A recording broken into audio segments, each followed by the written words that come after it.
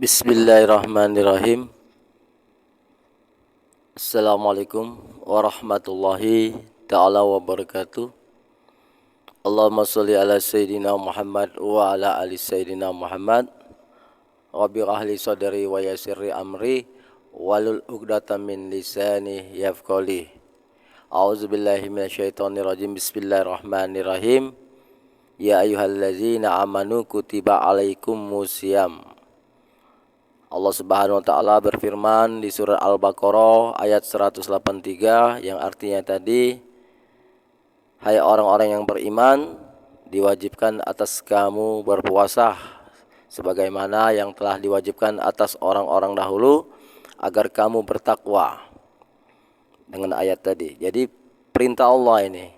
Puasa ini adalah perintah Allah untuk umat muslim di seluruh dunia. Dan ada hadis Nabi lagi yang mengatakan, barang siapa yang mengerjakan puasa dengan iman, Allah Subhanahu wa taala akan mengampuni segala dosa-dosanya. Barang siapa yang berpuasa dengan iman, akan diampuni segala dosa-dosanya. Jadi yang berpuasa ini yang beriman. Orang yang dipanggil oleh Allah itu orang yang beriman. Kalau orang yang tidak beriman tidak terpanggil. Walaupun puasa sudah tahu, sudah dekat, mereka tidak terpanggil, tidak terpengaruh karena hatinya sudah tertutup. Jadi berbahagialah kita dipanggil Allah Subhanahu wa taala untuk mengerjakan puasa, kita kerjakan. Beruntunglah, terima kasihlah, berarti kalian masih ada imannya, masih ada nurnya, masih ada cahayanya. Jadi kalau ada orang yang nggak puasa, kita nggak usah heran, nggak usah marah, nggak usah benci, karena mereka imannya sudah tertutup, kulubihim, hatinya tertutup. Dia dipanggil, dia melihat, dia mendengar, dipanggil oleh Allah, tapi dia tidak mendengar. Karena yang tertutup bukan telinga luarnya, tapi telinga dalamnya. Dia punya mata, matanya tertutup, bukan mata luarnya, tapi mata batinnya. Dia tidak melihat kebesaran Allah Subhanahu wa taala. Maka dari itu, imannya saat itu tidak ada. Padahal Allah Subhanahu wa taala yang memanggilnya, ya ayyuhallazina amanu kutiba alaikumusiyam. Hai orang-orang yang beriman, diwajibkan atas kamu berpuasa sebagaimana telah diwajibkan atas orang-orang dahulu agar kamu bertakwa. Jadi kalau ada orang yang enggak puasa, ya sudah, enggak usah dimarahi, enggak usah diocehin, karena tidak ada paksaan. Islam ini tidak ada paksaan. Wala ikra biddin, tidak ada paksaan. Dia mau puasa, mau sholat, terserah. Tapi Allah Subhanahu wa taala sudah mengasih dia, memberi petunjuk ke jalan yang benar, tapi dia tidak nerima, berarti bukan Allah yang salah. Dia manusianya itu sendiri yang tidak mau. Manusianya itu sendiri yang tidak mau. Allah tunjukkan siapa yang Allah kehendaki. Allah sesatkan siapa yang dikehendaki. Kalau kita menafsirkan ayat itu, berarti Allah zalim. Allah tunjuki siapa yang Allah kehendaki. Allah sesatkan siapa yang Allah kehendaki. Bukan begitu cara menafsirkannya. Allah sudah beri jalan petunjuk kepada manusia. Diturunkan 25 nabi dan rasul. Diturunkannya kitab-kitab Taurat, Zabur, Injil, dan Nabi besar Muhammad SAW yang membawa Al-Quran ke jalan yang benar, ke jalan yang lurus. Allah tidak pernah menzalimi hambanya, makhluknya, walaupun sedikit. Yang zalim itu ialah manusia. Jadi kalau Allah Subhanahu wa taala, Allah sesatkan siapa yang Allah kehendaki, berarti Allah zalim. Tidak seperti itu berpikirnya. Mereka itu sendiri yang tidak mau, manusia itu sendiri yang tidak mau. Manusia diberi kebebasan untuk berpikir. Yang mana yang benar, yang mana yang salah, yang mana yang hak, yang mana yang batil. Mereka ingin yang enggak puasa, ya sudah, berarti bukan salah Allah, salah manusia itu sendiri. Nah, dia berani menanggung resikonya, ya sudah, silakan. Sudah diciptakan Allah surga dan neraka, tinggal manusia itu memilih. Mau surga apa neraka? Mau kebahagiaan apa kesusahan? Jadi manusia tinggal milih. Seluruh di muka bumi ini, alam semesta ini untuk manusia. Terserah manusia mau milih yang mana. Mau memilih apa? Apa dia mau sesat atau tidak mau sesat? Itu tergantung dia. Allah sudah beri petunjuk kepada para nabi dan rasul. Kitab-kitab sudah diturunkan, Taurat, Zabur, Injil, Al-Quran. Itulah petunjuk jalan yang benar. Di dalam Al-Quran itu sudah sempurna. Ada Taurat, ada Zabur, ada Injil. Dilengkapi, disempurnakan dengan Al-Quran. Jadi di dalam Al-Quran itu sudah lengkap. Ada semua kitab-kitab terdahulu, Taurat, Zabur, Injil di Al-Quran. Maka dari itu kata Allah Subhanahu wa taala, matilah kamu, janganlah kamu mati dalam keadaan tidak Islam. Itu ayatnya ada mengatakan, janganlah kamu mati dalam keadaan tidak Islam. Jadi mati harus membawa iman Islam.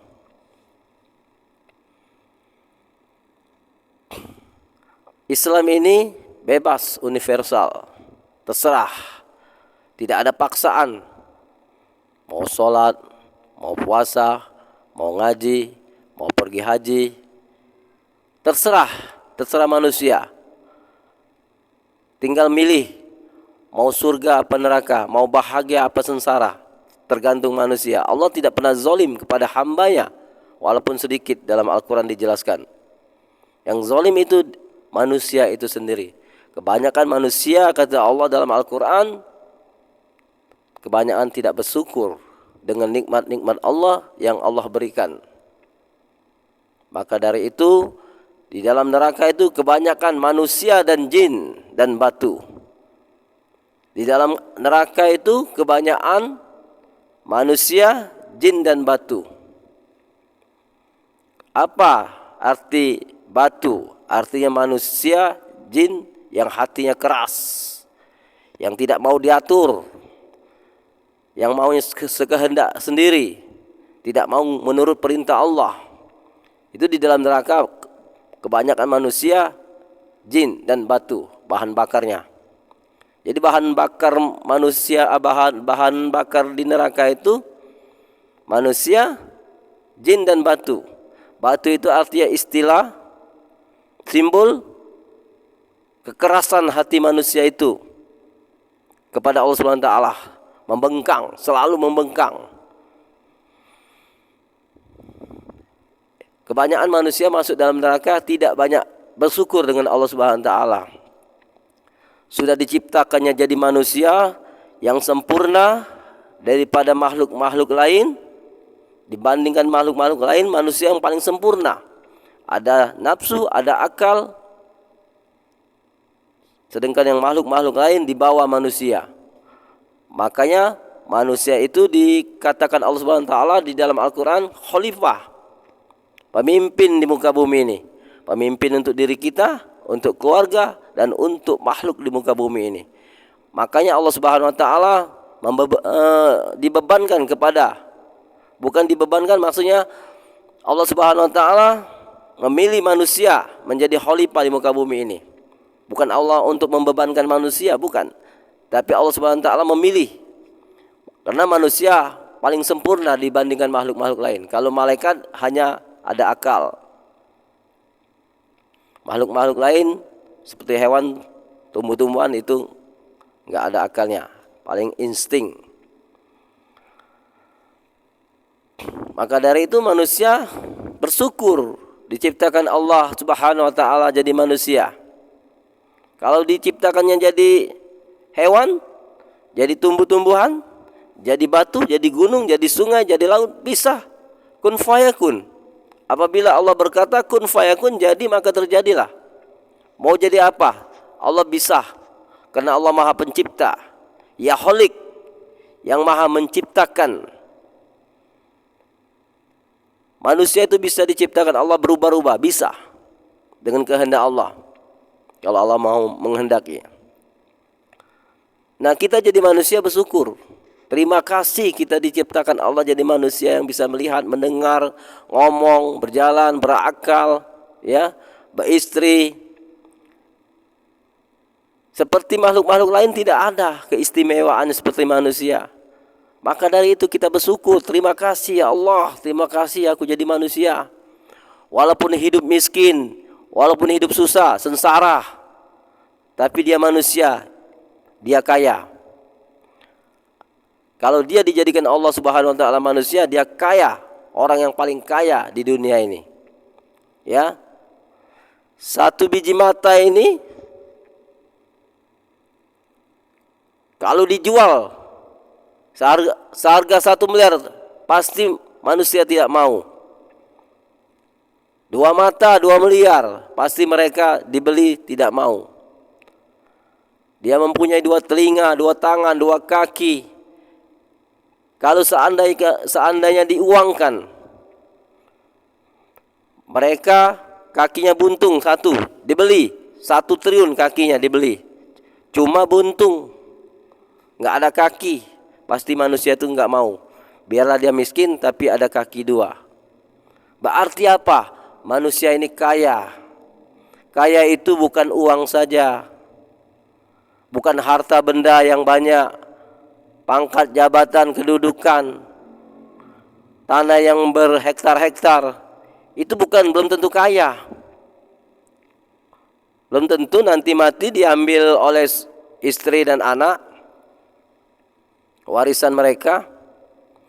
Jadi yang kaya itu ialah kata Nabi, orang yang kaya itu orang yang kaya hatinya, luas dadanya, lapang dadanya, mensyukuri nikmat-nikmat Allah. Itulah orang yang kaya, bersyukur. Dia miskin, dia bersyukur, dia tetap ibadah, tetap sholat, tetap puasa, tetap berbuat baik dengan manusia. Itulah orang yang kaya. Dia mempunyai mata, punya telinga, mempunyai tangan, kaki. Itu kaya. Kalau diuangkan jasad kita ini berapa triliun uangnya, tapi kita tidak mau jual. Istilah ini ya. Berarti kita ini kaya. Jadi kalau nggak ada uang, sabar. Anda kaya. Lawan hati kita nih. Jangan kita cenderung. Jangan kita merasa kecil. Karena kita ini kaya.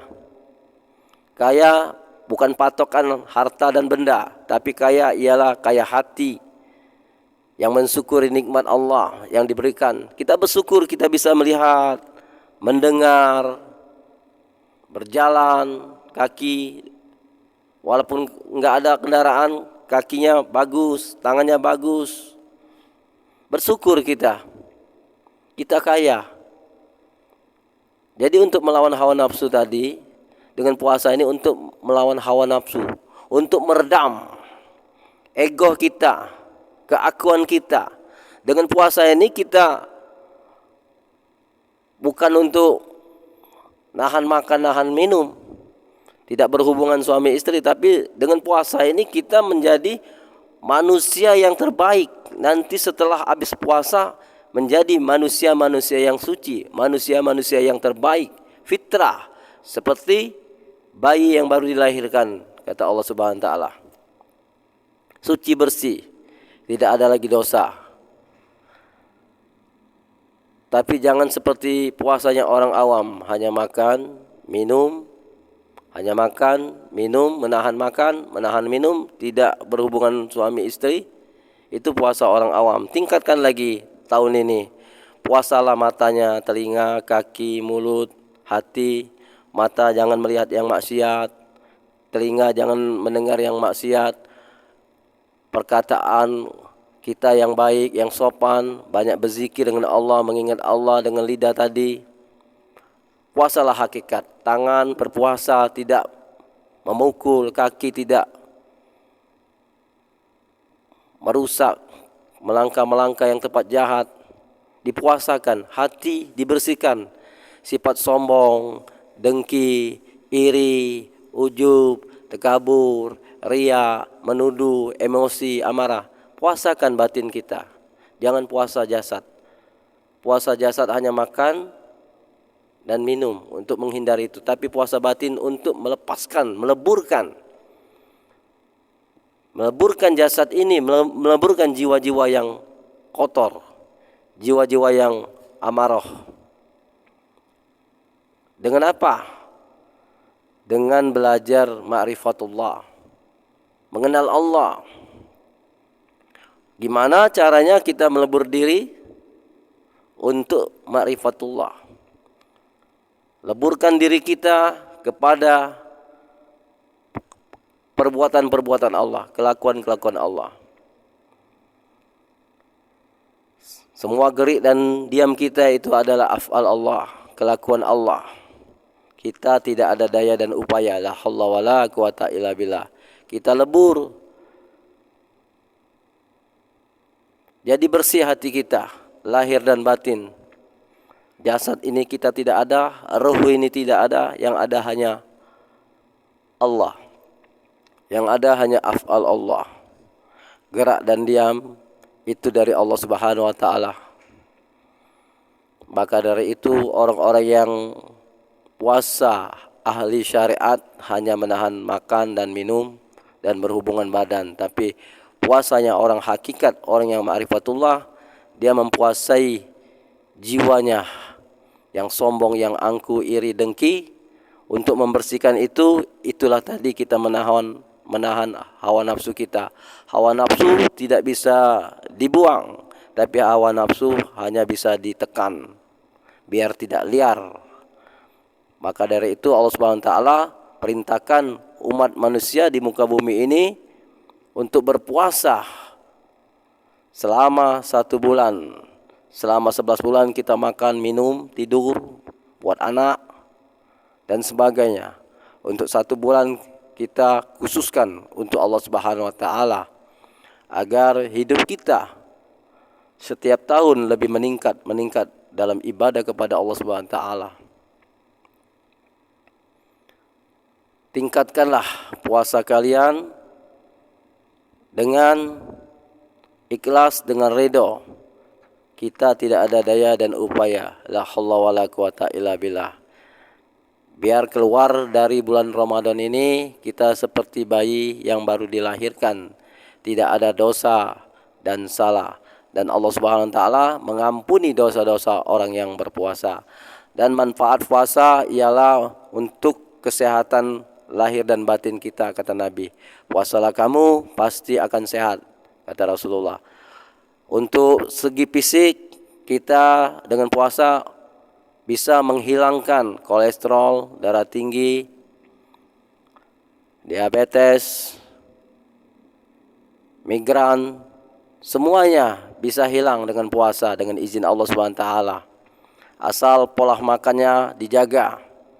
Jangan setelah buka puasa kita serakah, rakus, tidak kira-kira lagi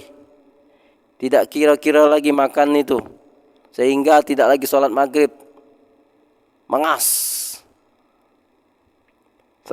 sehingga tertidur tidak sholat isya. Boleh, kata Allah, makanlah dan minumlah, tapi jangan berlebihan. Untuk sehat, insya Allah, asal makannya dijaga dengan puasa ini, kata Nabi, kata Rasulullah, pasti sehat. Kenapa saya sudah puasa tapi nggak sehat-sehat? Karena makannya berlebihan. Jadi makan itu kalau berlebihan menimbulkan kolesterol, diabetes, darah tinggi. Kalau kita makannya diatur, boleh kita makan daging, tapi seperlunya saja. Boleh kita makan telur, seperlunya saja. Kalau sudah berlebihan nanti bisa bahaya untuk diri kita sendiri. Maka dari itu puasa ini mengajarkan kita untuk disiplin cara makan, cara minum agar kita sehat. Karena kita ini seperti ibaratkan mobil. Kalau mobil itu nggak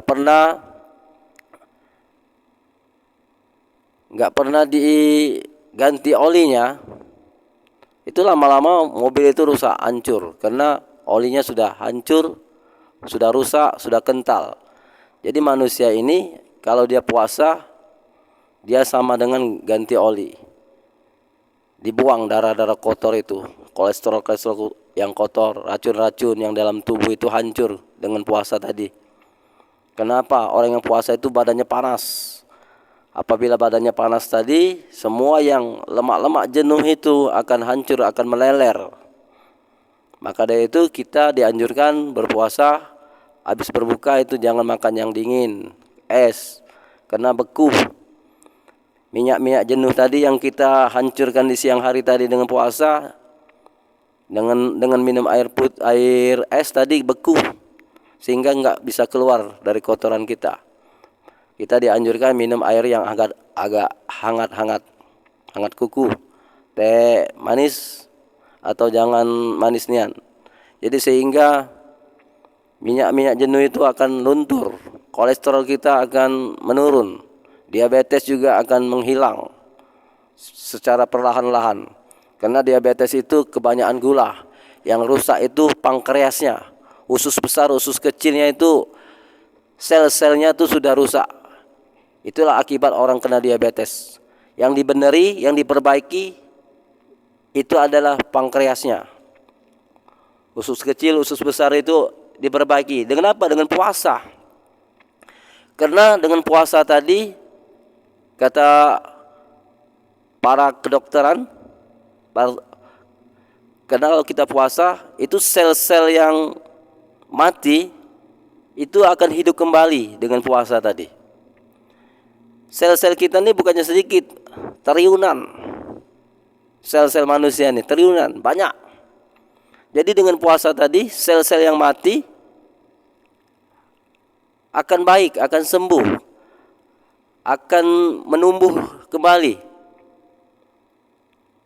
Seperti bayi yang gigi susu itu patah habis, dia tumbuh kembali.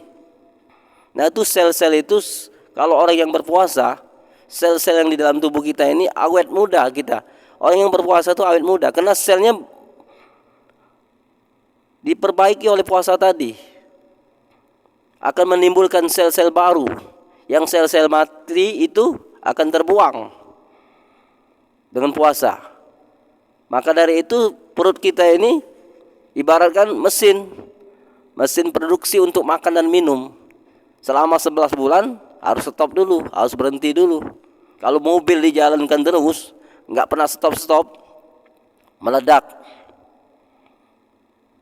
Maka dari itu Allah lebih tahu daripada kita kenapa kita disuruh puasa sebulan. 11 bulan kita makan dan minum, sebulan kita disuruh istirahat. Untuk apa? Untuk memperbaiki organ tubuh kita yang sudah tua. Sel-sel yang sudah mati akan timbul kembali dengan puasa, sehingga kita bisa awet muda. Itulah fadilah manfaat puasa. Maka dari itu bersyukurlah bagi orang-orang yang digerakkan Allah Subhanahu wa taala untuk berpuasa. Terima kasih dengan Allah Subhanahu wa taala. Yang tidak puasa mudah-mudahan diberi hidayah oleh Allah Subhanahu wa taala, dibukakan hatinya untuk bertobat, untuk minta ampun. Semoga yang tidak berpuasa mendapat rahmat dari Allah Subhanahu wa taala. Kita doakan semoga terbuka mata hatinya.